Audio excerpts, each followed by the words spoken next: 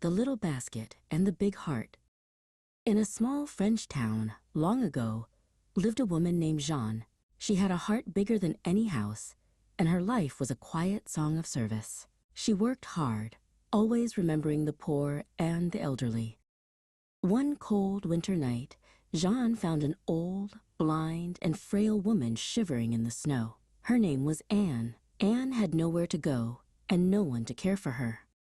Without a second thought, Jeanne carried Anne home to her own tiny apartment.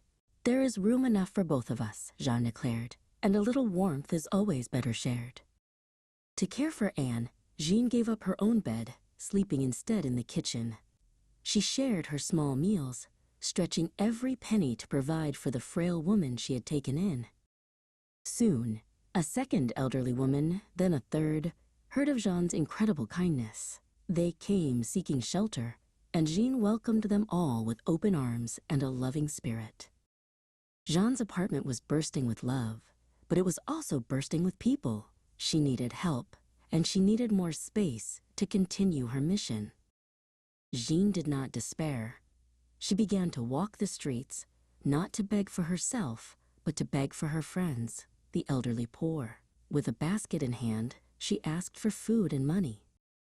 Other women, inspired by Jeanne's faith and tireless devotion, came forward to help. They wanted to share her mission of serving the poor, seeing in each person the face of kindness. And so, the small seed of one kind act grew into a great tree. These women became known as the Little Sisters of the Poor, a family dedicated to welcoming the elderly who had no one else.